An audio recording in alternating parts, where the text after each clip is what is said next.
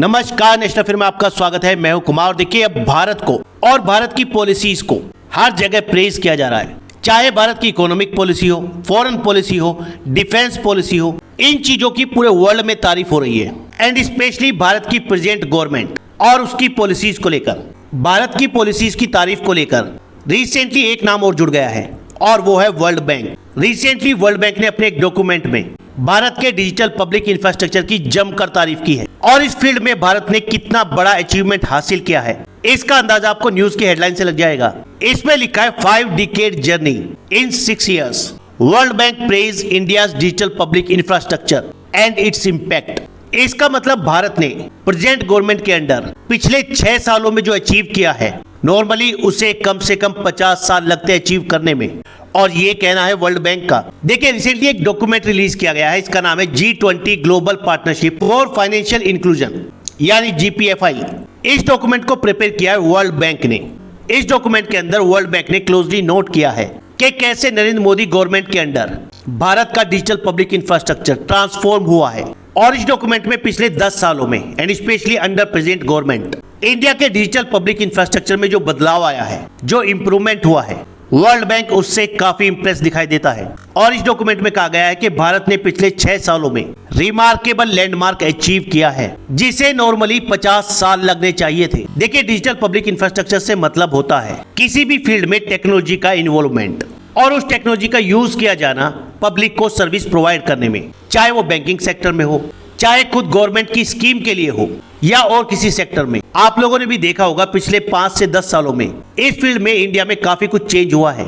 काफी चीजें technology based हो गई हैं। धीरे धीरे डिजिटल इंफ्रास्ट्रक्चर अब शहरों से गांवों तक भी पहुंच गया है। और डिजिटल इंफ्रास्ट्रक्चर से न सिर्फ चीजें फास्ट होती हैं, उनकी कॉस्ट कम होती है, बल्कि इससे करप्शन को भी कंट्रोल किया जा सकता है। और इसका सबसे बड़ा एडवांटेज ये है कि डिजिटल पब्लिक इंफ्रास्ट्रक्चर कई चीजों को हर किसी की पहुंच तक बना देता है, चाहे वो व्यक्ति रिच हो या पुअर हो, पढ़ा लिखा हो या अनपढ़ हो, सभी लोग इसका इजीली यूज कर सकते हैं। फॉर एग्जाम्पल, आप लोगों ने देखा होगा आपके एरिया में कोई सब्जी बेचने वाला है, हो सकता है शायद वो ज्यादा पढ़ा लिखा ना हो, लेकिन उसके पास भी QR कोड वाला पेमेंट सिस्टम होता है। This is called digital public infrastructure. और वर्ल्ड बैंक का मानना है कि पिछले कुछ सालों में भारत ने एक robust digital public goods infrastructure create किया है। कई इनिशिएटिव भी मेंशन किए गए हैं, जैसे कि UPI यानी unified payment interface, Jan Dhan account, Aadhaar, ONDC and CoWIN app. इस GPFI डॉक्यूमेंट को तैयार किया गया है G20 समिट को ध्यान में रखते हुए। और इसी डॉक्यूमेंट में भारत की सरकार द्वारा जो सिग्निफिकेंट स्टेप्स लिए गए हैं डिजिटल इंफ्रास्ट्रक्चर को स्प्रेड करने के लिए,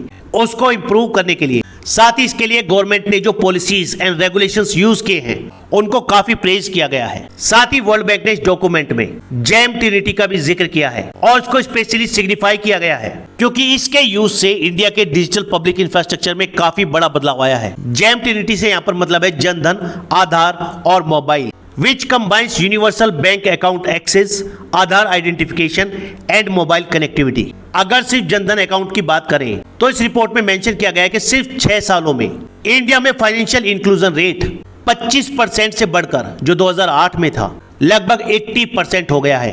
भारत के DPI ने न सिर्फ पब्लिक सेक्टर को ट्रांसफॉर्म किया है, बल्कि प्राइवेट ऑर्गेनाइजेशंस की एफिशिएंसी को भी बढ़ाया है। देखिए, प्रधानमंत्री जनधन योजना, जिसके अंडर ऐसे लोगों के अकाउंट खोले गए जिनके पास आजादी के बाद से कोई बैंक अकाउंट ही नहीं था।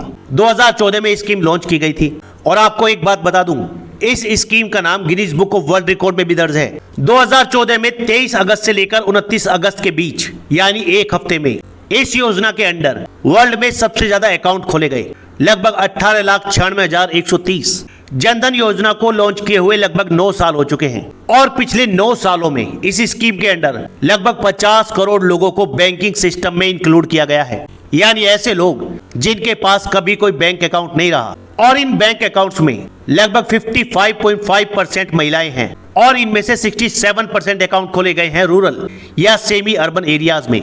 जनधन अकाउंट्स में क्यूमुलेटिव डिपॉजिट्स 2 लाख करोड़ को पार कर चुका है। इस स्कीम के अंडर लगभग 34 करोड़ रुपए कार्ड इशू किए गए हैं विदाउट एनी चार्ज। इस रिपोर्ट में इंडिया के एक और माइलस्टोन यानी unified payment interface UPI system को भी काफी प्रेज किया गया है। आप लोग को मालूम है कि मई 2023 में भारत में UPI के थ्रू अराउंड 9.41 बिलियन ट्रांजैक्शन हुए, जिनका अमाउंट था around 14.89 lakh crore.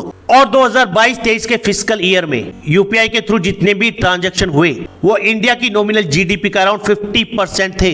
Unified payment interface यानी यूपीआई ने भारत में डिजिटल पेमेंट्स को इतना इजी बना दिया है, आपको कितनी छोटी से छोटी पेमेंट क्यों ना करनी हो, आप इसके जरिए कर सकते हैं विदाउट एनी प्रॉब्लम।